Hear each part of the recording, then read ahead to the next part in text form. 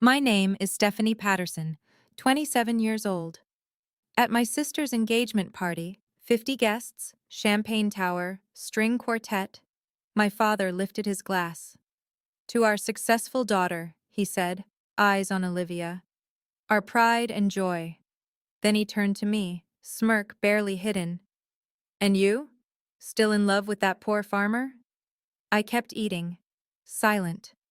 Because they didn't know the man beside me, the one they'd seated near the kitchen exit, the one they'd never bothered to ask about, had quietly shaped things they couldn't imagine. They didn't know what he'd built while they measured worth in law degrees and salary figures.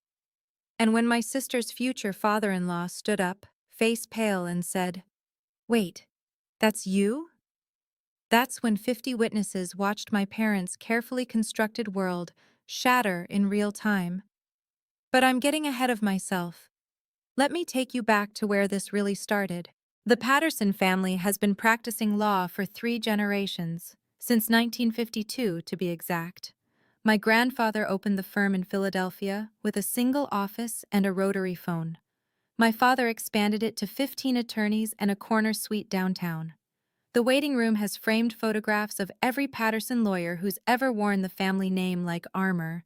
My grandfather in his pinstripe suit, my father accepting his Harvard Law diploma, my sister Olivia at her Penn Law graduation, beaming beside our parents. I'm not in any of those photographs, not because I didn't graduate, not because I disappeared, but because at 19, when I told my parents I wanted nursing school instead of law school, something shifted. My mother looked at my father across the dinner table that night, her pearl bracelet catching the light, and said, "Mitchell, what will you tell the Harrisons?" The Harrisons were family friends, lawyers, naturally. My father didn't look up from his briefcase.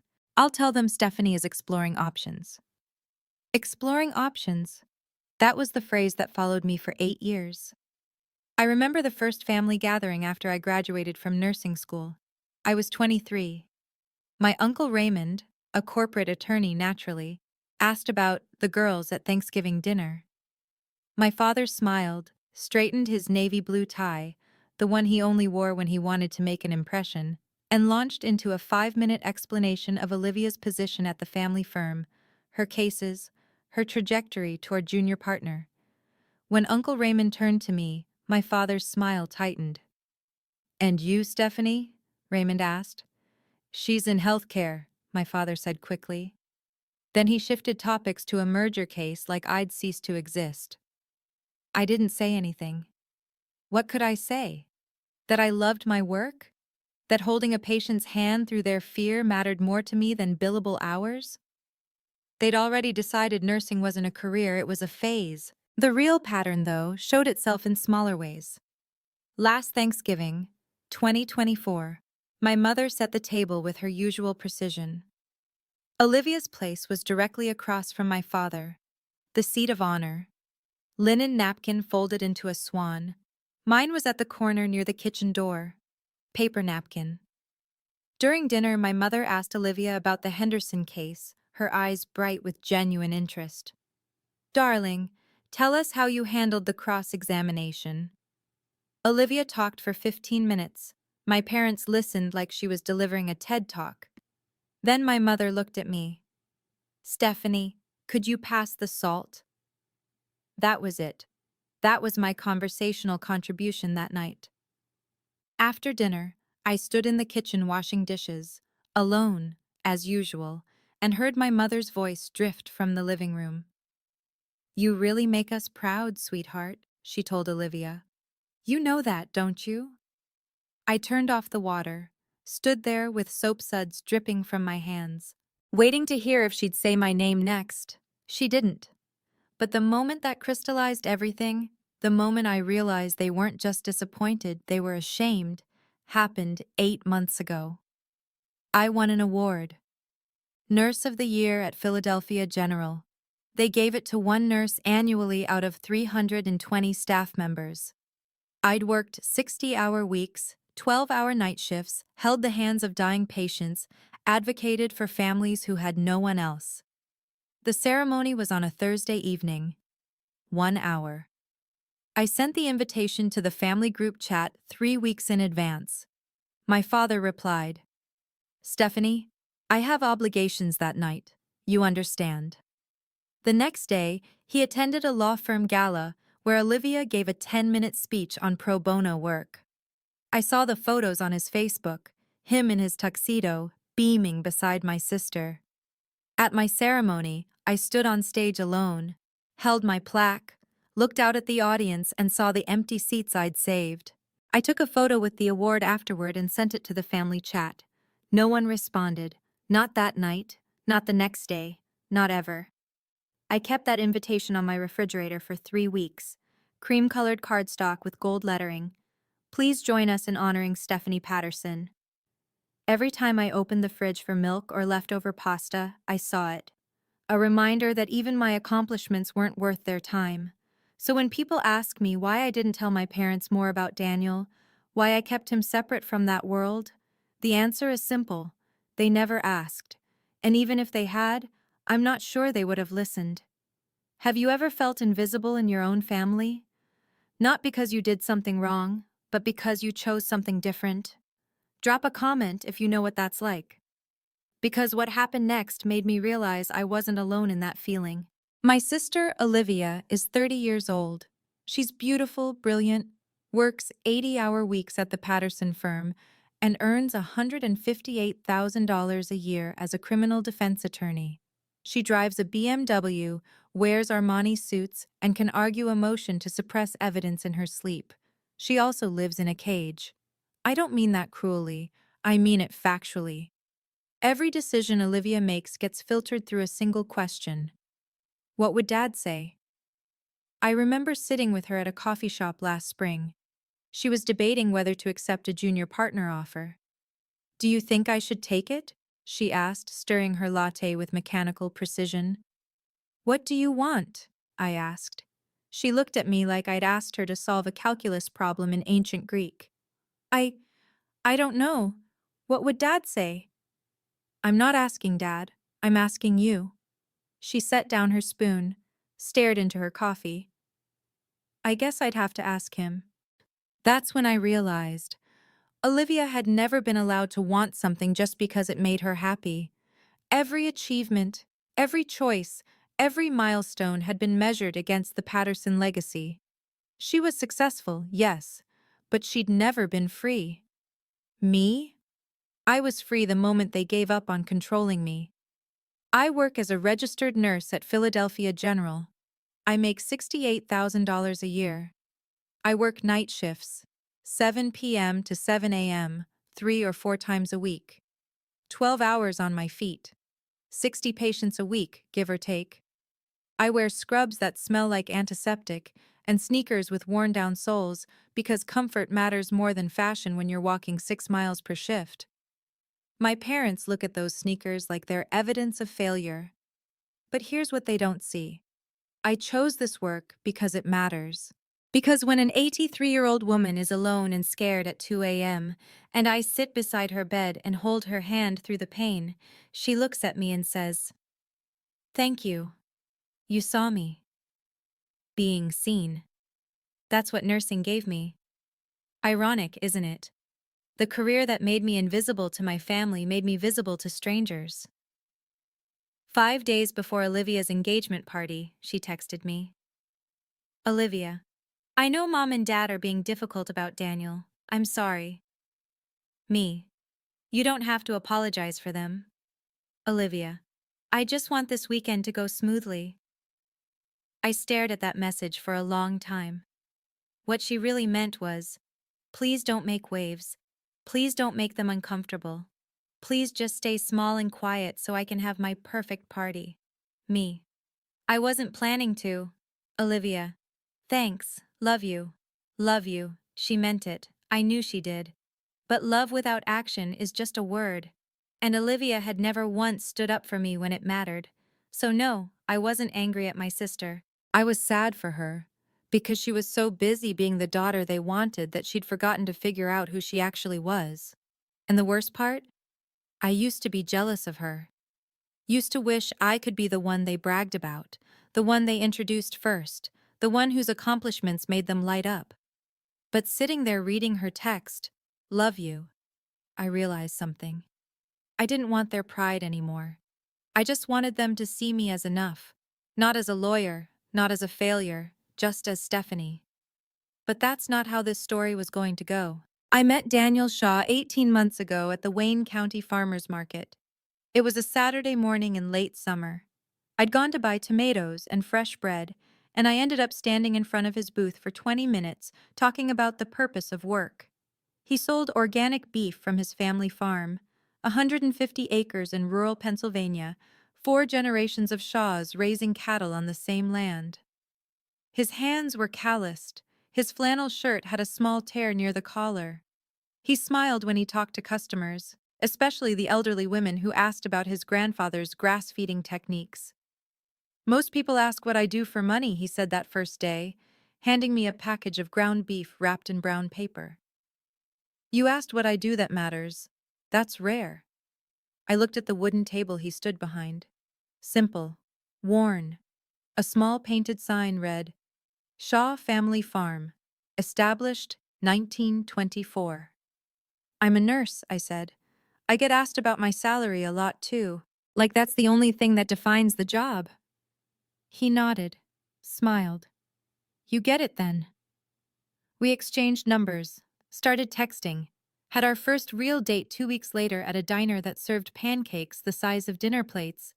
He told me about the farm, about choosing to come back after college instead of taking a corporate job in Pittsburgh, about how his grandfather taught him that legacy isn't about money. It's about what you leave behind for people who come after you. I told him about my family, about the law firm dynasty, about feeling like a disappointment because I'd chosen nursing over courtrooms. Daniel listened without interrupting. When I finished, he said something I've never forgotten. "You don't have to explain them to me. I know what it's like to be measured by the wrong scale." I wanted to ask what he meant. Who had measured him? But he shifted the conversation, and I let it go. Some people carry quiet pain, and you don't push. Over the next 18 months, I learned a few things about Daniel Shaw. He was humble in a way that felt almost deliberate. He didn't talk about money, didn't name drop, didn't show off. He drove a 10-year-old Ford pickup, wore the same 3 flannel shirts in rotation, lived in a small farmhouse with his dog, a border collie named Iris. But there were inconsistencies. Small things that didn't quite fit the poor farmer narrative my parents had constructed without ever meeting him. Once, I saw an email notification on his phone. Grant Proposal Review, Shaw Foundation Board Meeting. "Why is someone emailing you about a foundation board meeting?" I asked, casual. He shrugged. "Old project. Nothing exciting." Another time, I noticed he had a MacBook Pro, brand new, the expensive kind with the extra RAM. Not exactly standard equipment for someone supposedly scraping by. And then there was the way he spoke. Not just educated. Lots of people are educated, but precise. Thoughtful. Like someone who'd spent time in rooms where words carried weight. "You ever think about doing something other than farming?"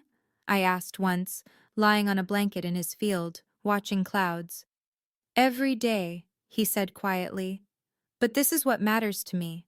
The work, the land, doing something real." "You sound like you've done something else before." He smiled. "Maybe." I didn't push. Because here's the truth. I didn't care if Daniel was hiding something.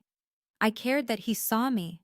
That when I talked about my worst shifts, the patients I couldn't save, the families I couldn't comfort, he listened like it mattered. My parents never once asked about him beyond the basics. "You're still dating that farmer?" my mother asked over the phone in early October. "His name is Daniel." "Right, Daniel. Is it serious?" "It's been over a year, Mom."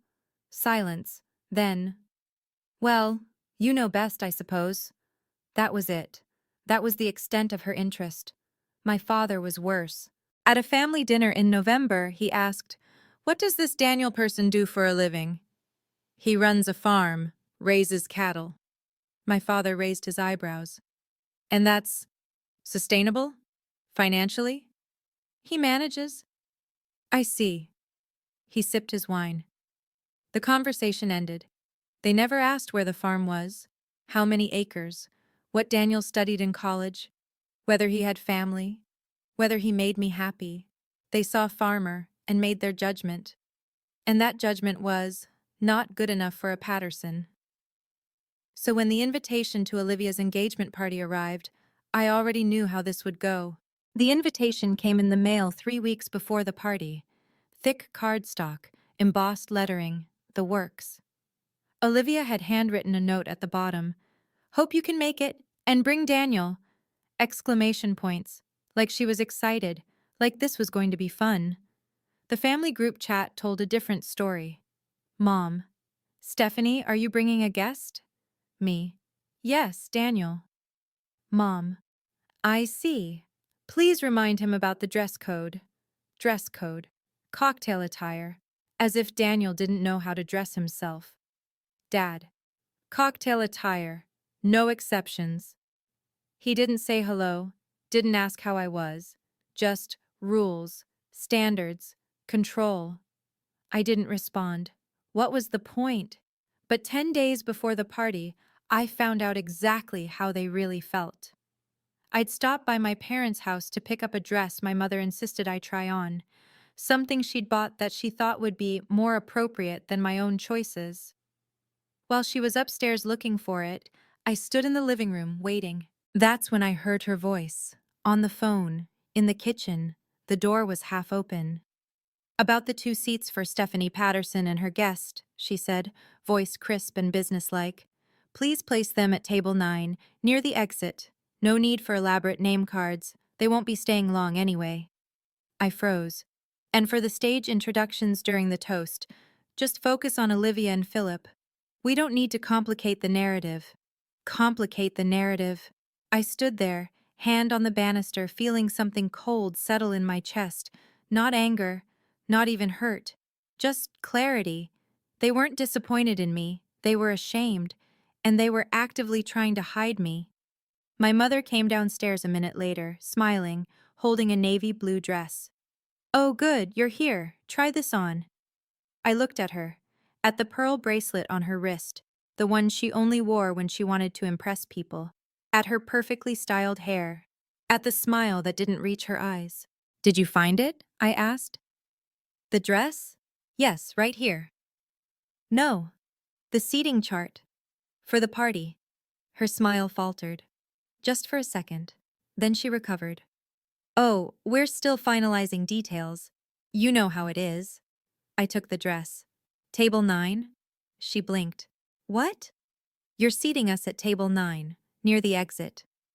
Her face went carefully blank. "Stephanie, there are 50 guests. We have to seat people somewhere.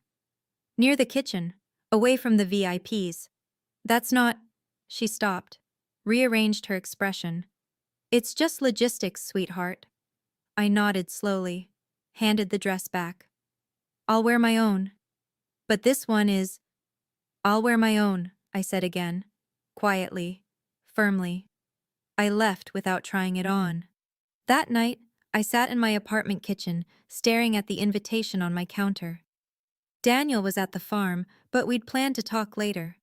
When he called, I told him about the seating, about the voicemail. "Do you want to skip it?" he asked. No judgment, just the question. I thought about it, really thought about it. "No," I said finally. "I need to go. You don't have to prove anything to them." "I'm not trying to prove anything. I'm trying to say goodbye." Goodbye? To the version of myself that still hoped they'd change. Silence on the line. Then Daniel said, "Then we'll go. Together." And I knew, whatever happened at that party, I wouldn't be alone. But I couldn't have predicted what actually happened. None of us could. The Whitman estate is the kind of place people rent when they want to make an impression. Stone facade, manicured gardens, floor-to-ceiling windows overlooking a private courtyard. My parents had booked it for the evening, 7 p.m. to midnight, and spared no expense. String quartet in the corner, 3-tier champagne tower, 50 guests in cocktail attire mingling under Edison bulb string lights. Daniel and I arrived at exactly 7. He wore a clean white button-down and dark slacks. I wore a simple navy dress, the one my mother had said was fine, with a tone that meant it wasn't. My parents stood near the entrance, greeting guests. My mother in a champagne-colored gown, pearl bracelet glinting. My father in a tailored suit, posture perfect. When they saw me, my mother's smile tightened. "Oh, you're here." Not, "I'm glad you're here," not, "You look nice." Just, "You're here." She looked at Daniel. And, "Daniel, correct?" She said his name like she was reading it off a name tag. "Yes, ma'am," Daniel said, extending his hand. She shook it briefly, didn't meet his eyes. My father nodded in our direction, one quick dip of his chin, then turned to greet the couple behind us with actual warmth. "Henry! Sarah, so glad you could make it! Come in, come in!" Judge Henry Ashford and his wife, Olivia's future in-laws. My father clapped the judge on the shoulder like they were old friends. Daniel and I walked past them into the main room. "Well," Daniel said quietly, "that was welcoming." I almost laughed. Almost. We found the seating chart near the bar. Elegant calligraphy on a gold-framed board. Table 1, Olivia Patterson, Philip Ashford, Judge Henry Ashford, Sarah Ashford, Dr. Mitchell Patterson, Judge Laura Patterson. The VIPs. Tables 2 through 7. A mix of attorneys, a few doctors, some business owners. People my parents wanted to impress. Table 8. Distant relatives who'd flown in from Ohio. Table 9. Stephanie Patterson, Daniel Shaw, and 2 other couples I vaguely recognized as Olivia's college friends she hadn't spoken to in years. "Near the exit," I murmured. Daniel read the chart. His jaw tightened slightly, but he didn't say anything. Just put his hand on my lower back, gentle, grounding, and guided me toward our table. Table 9 was exactly where my mother had described. Far right corner, closest to the kitchen doors, near the hallway that led to the bathrooms and the back exit. No floral centerpiece like tables 1 through 7. Just a small candle and some greenery. Our name cards were simple white cardstock. At table 1, the name cards had gold trim and little calligraphy flourishes. We sat down. Daniel pulled out my chair. The 2 other couples at our table glanced at us, smiled politely, then went back to their conversations. From where I sat, I could see table 1 clearly. My parents, laughing with Judge Ashford. Olivia and Philip, holding hands, glowing. My mother leaned in to say something to Sarah Ashford, and they both laughed, the kind of laugh that means someone feels included. I looked down at my empty plate. "You okay?" Daniel asked quietly. "Yeah." "You don't look okay." "I'm fine," I said. And then, because he deserved honesty, I knew it would be like this. But knowing and seeing are different. He reached under the table, took my hand, squeezed once. Across the room, 2 men in suits, attorneys, based on their conversation volume, stood near table 7. One of them glanced toward us, then leaned toward his companion. I couldn't hear the words, but I saw his lips move. "That's the younger daughter?" The other man looked, shrugged. "I thought there was only Olivia." "No, there's 2. She's different path, you know." "What does she do?" "Nurse, I think, and dating a farmer." A pause, then a chuckle. "Well, every family has one, I suppose." They turned away, sipping their champagne like they hadn't just summarized my entire existence in 4 sentences. Daniel's hand tightened on mine. He'd heard it too. "Ignore them," I whispered. "I'm not the one they're dismissing." "I've had practice." The lights dimmed slightly. The string quartet finished their song. A man in a tuxedo, the MC my parents had hired, stepped up to a microphone near table 1. "Good evening, everyone," he said, voice smooth and practiced. "If you'll please take your seats, we're about to begin." 50 people settled into their chairs. The room quieted. And that's when I saw it. Judge Henry Ashford, seated at table 1, glanced across the room. His eyes swept past tables 2, 3, 4, and stopped at table 9. At Daniel. The judge's expression shifted. Just slightly. A small furrow between his brows. Like he was trying to place a face he recognized but couldn't quite remember where from. Daniel noticed. I saw him notice. He kept his face neutral, but his posture straightened slightly. Judge Ashford stared for another second, then turned back to his wife, murmured something I couldn't hear. But he kept glancing back. 3 times in the next 2 minutes. "Do you know him?" I whispered to Daniel. "We've met," Daniel said quietly. "When?"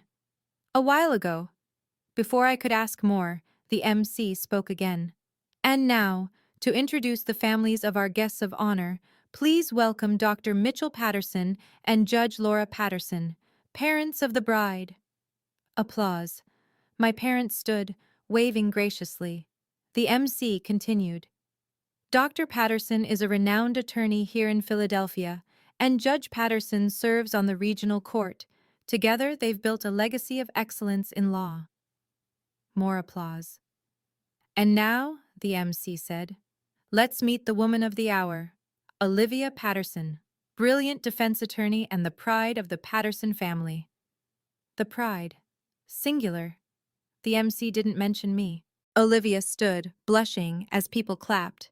Philip kissed her cheek. And her fiancé, Philip Ashford, a rising star in the U.S. Attorney's Office. More applause. The MC gestured toward Judge Ashford. And of course, Philip's father, the Honorable Judge Henry Ashford, whose career in federal court speaks for itself. Standing ovation for the judge. He smiled, humble, waved it away. The MC wrapped up. "What a remarkable gathering of accomplished individuals. Now, Dr. Patterson has a few words." My father stood, straightened his tie, picked up his champagne glass, and 50 people turned to listen. My father has always known how to command a room. It's a skill honed over 30 years of closing arguments and client dinners. He stood at table 1, glass raised, smile warm and genuine as he looked at Olivia. "First," he began, "I want to thank everyone for being here tonight. 50 of our closest friends and family, gathered to celebrate a truly special occasion." He paused. Let the room settle into attentive silence. "Today, I stand here as a father," he continued.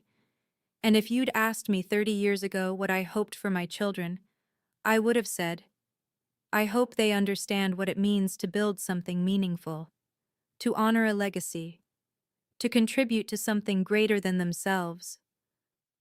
He looked at Olivia. His voice softened. Olivia has always understood that.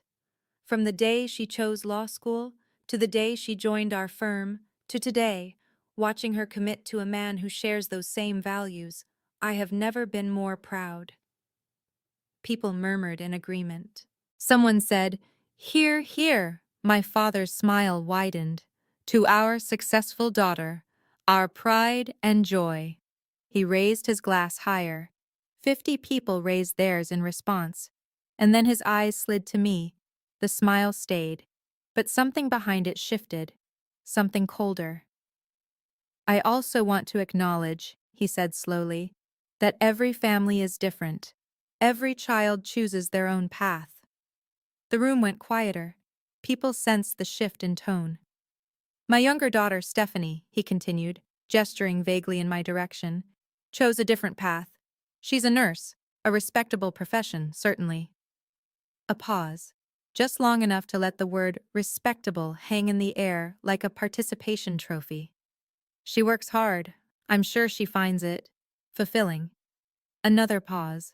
Someone coughed. The sound echoed. My father's smirk was so subtle that if you weren't looking for it, you'd miss it. But I saw it. Olivia saw it. And from the way Daniel's hand tightened on his fork, he saw it too. "And Stephanie is in a relationship," my father added, his tone shifting into something almost amused. "With a farmer, if I'm not mistaken." A few people chuckled, polite, nervous. And you, Stephanie? He said, looking directly at me now. Still in love with that poor farmer? The question landed like a slap. 50 people turned to look at me. I didn't move, didn't flinch, just kept my fork in my hand, my face carefully neutral. My father didn't wait for an answer. He turned back to the room, raising his glass higher. I've learned over the years, he said, voice smooth again, that some paths lead to success. He paused, let the word hang. And some paths lead to personal contentment. He smiled. At me. The kind of smile that's meant to look kind but feels like pity. Today we celebrate the path of success. To Olivia, our legacy in action, our pride and joy. 50 glasses raised, 50 people toasted. My sister's face was red, not from happiness, from shame. Philip looked uncomfortable, shifting in his seat. But my parents? They looked satisfied. The room erupted in applause. People stood, clinked glasses. My father sat down, accepting handshakes and pats on the back. And I sat at table 9, staring at my untouched salmon, feeling 50 pairs of eyes on me. One tear started to form. I blinked it away before it could fall. Daniel leaned close. We can leave. No. Stephanie, I'm fine. I wasn't fine, but I wasn't going to give them the satisfaction of seeing me break. I cut a piece of salmon, put it in my mouth, chewed, swallowed. Across the room, someone laughed. The conversation resumed. The moment passed, except it didn't, because Daniel set down his napkin and stood up. The table beside us went quiet first, then the one beside that. A ripple of silence spreading outward as people noticed the man at table 9, the poor farmer in the flannel shirt, standing in the middle of my father's toast. My father looked over, frowning. Is there a problem? Daniel didn't answer right away. He just stood there, hands at his sides, calm and steady. And then Judge Henry Ashford's face went completely white. He stood up slowly, stared at Daniel like he'd seen a ghost. Wait, the judge said, voice barely above a whisper. Daniel Shaw? The room went dead silent. Is that you? Judge Ashford stepped away from table 1, walked toward us. Every eye in the room followed him. My father stood. Henry, is everything all right? The judge ignored him. He stopped 3 feet from our table, staring at Daniel like he was trying to solve an equation that didn't make sense. Daniel Shaw, the judge said again, louder this time. I didn't expect to see you here. Daniel gave a small, polite nod. Your Honor? Does the Foundation Board know you're attending public events again? Foundation, Board. The words hung in the air. My mother stood now, too. Henry, do you know this man? Judge Ashford turned to her slowly. His expression wasn't warm. Know him? Laura, this is Daniel Shaw, chairman of the Shaw Family Foundation. Silence. My father blinked. Chairman of what? The Shaw Family Foundation, Judge Ashford repeated, his voice taking on a tone usually reserved for explaining things to children. One of the largest charitable trusts in the Midwest, $1, $6 billion in assets, 60 education programs across 18 states. Someone gasped. I think it was one of the attorneys at table 7. Judge Ashford kept going. Daniel and I have worked together for 6 years. I co-founded the foundation with his grandfather back in 1998. My father's face had gone pale. I didn't know. No, the judge said flatly. You didn't ask. My mother looked at me, then at Daniel, then back at the judge. But he said he was a farmer. He is a farmer, Judge Ashford said. He runs the original Shaw family farm, 150 acres, been in his family for 4 generations. He looked at Daniel. But he's also one of the most principled men I know. Turned down 3 corporate board positions last year alone because he wanted to focus on the Foundation's rural education initiatives. A woman at table 4, someone I vaguely recognized as a fellow attorney, spoke up. Shaw Foundation? They're the ones who funded the Rural Nursing Scholarship Program, aren't they? Judge Ashford nodded. Among other things. Last month, Daniel committed $12 million to expand that program. He believes nurses are the backbone of the healthcare system. He glanced at me. Seems he sees value where others don't. The room was so quiet I could hear my own heartbeat. My father finally found his voice. Daniel, we had no idea. Daniel looked at him, calm, unflinching. With respect, Dr. Patterson, he said quietly, I was never asked. In 18 months, no one in this family asked what I did, what I cared about, or who I was.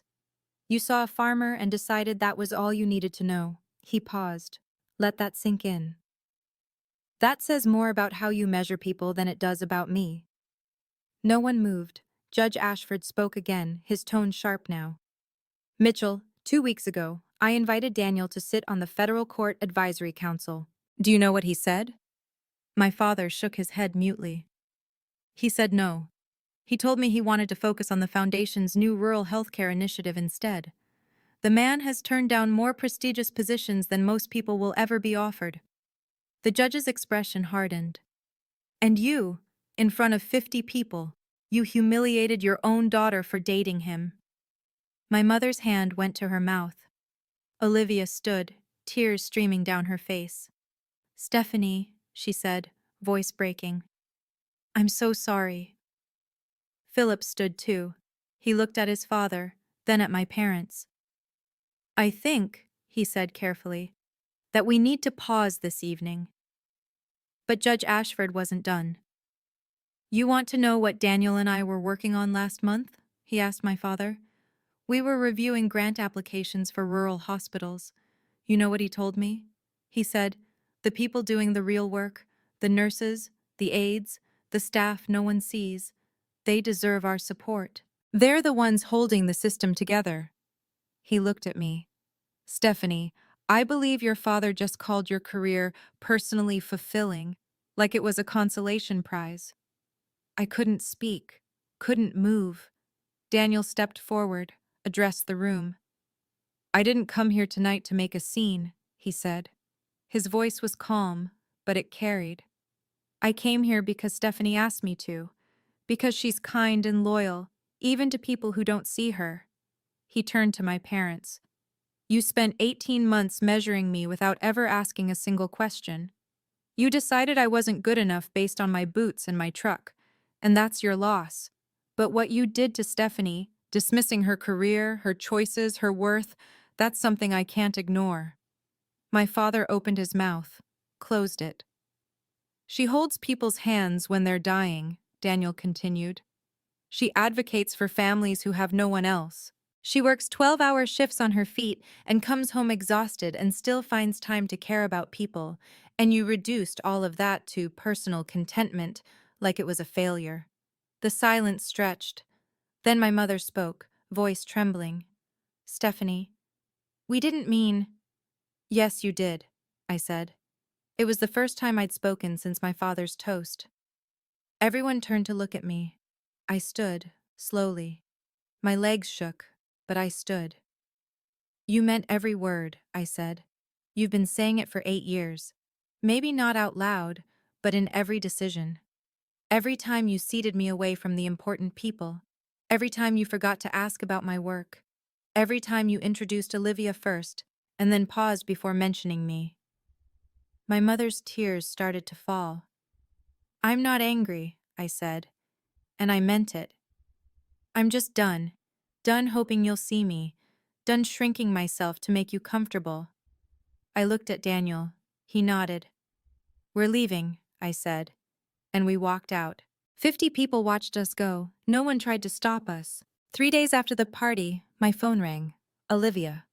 I almost didn't answer. But something, maybe habit, maybe curiosity, made me pick up. Steph, she said. Her voice was hoarse, like she'd been crying. Can we talk? About what? About everything. About mom and dad, about what happened. I sat down on my couch. Okay. Philip wants to postpone the wedding. I blinked. What? He said, her voice cracked. He said he can't marry into a family that humiliates people like that.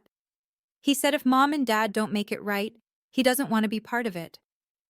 Olivia, his dad is furious, Steph. Judge Ashford called Dad yesterday and told him he's withdrawing from the legal advisory board they're both on. He said he can't associate with someone who lacks basic human decency. I closed my eyes. And that's not all, Olivia continued. Two of Dad's clients pulled their contracts. They said, God, Steph, they said they can't trust a man who treats his own daughter like that. How much? How much what? How much did he lose? Olivia was quiet for a moment. About $1.2 million a year in retainer fees. I let out a long breath. Mom's not doing any better, Olivia added.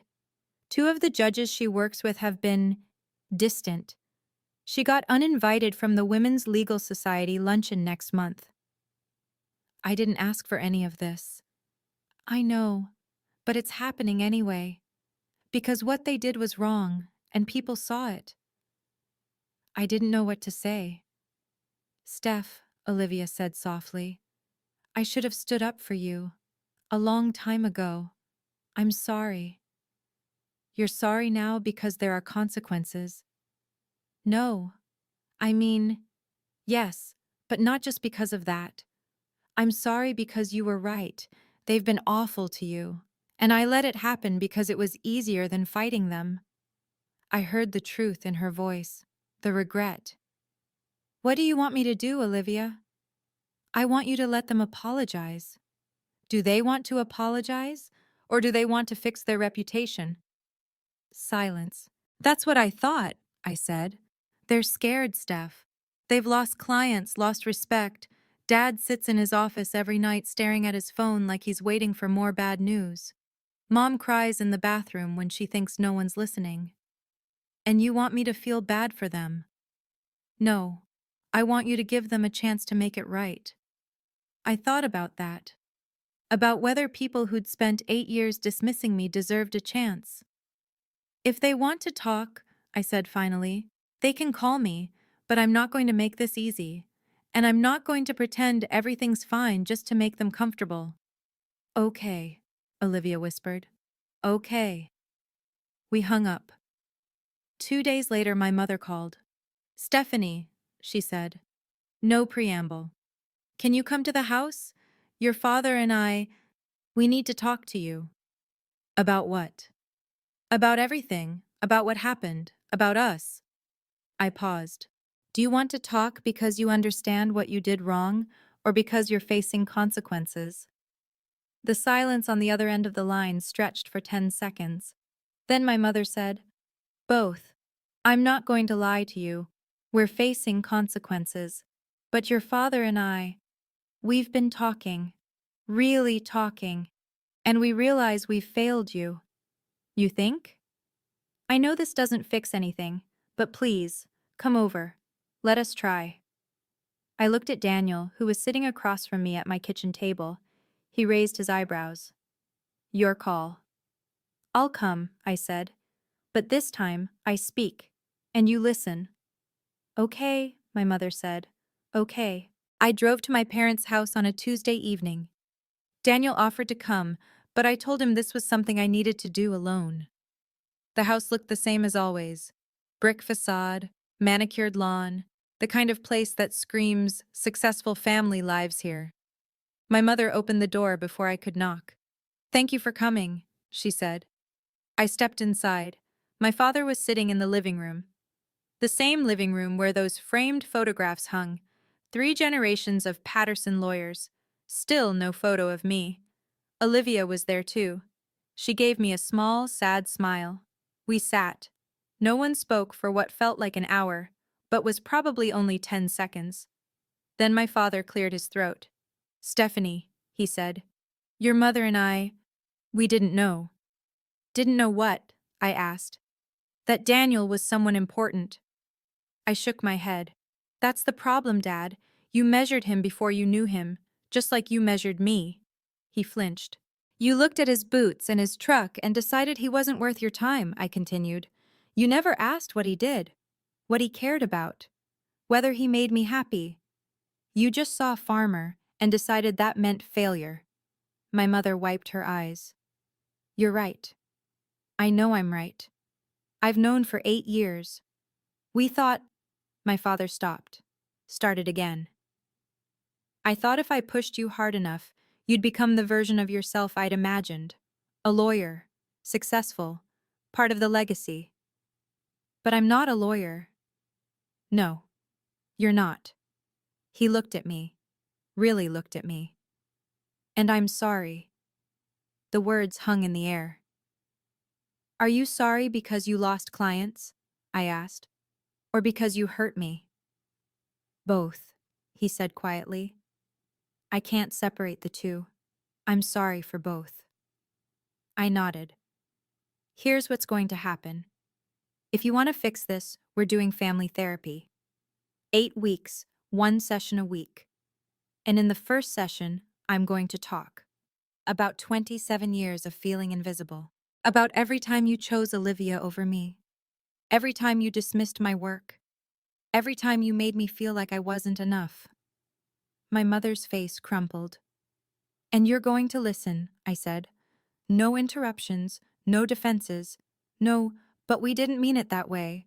Just listen. My father nodded. Okay. And if you can't commit to that, if you can't sit in a room and hear how much you hurt me, then we're done. I'll be polite at family events, I'll send birthday cards, but that's it. We'll do it, my mother said quickly. We'll do whatever it takes. I looked at Olivia. She was crying silently.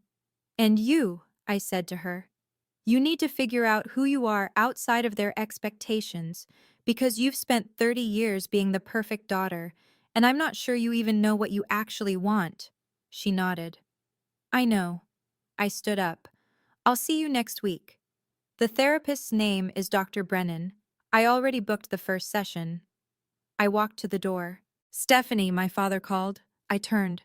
I'm proud of you, he said. I should have said that a long time ago, but I'm saying it now. I'm proud of you.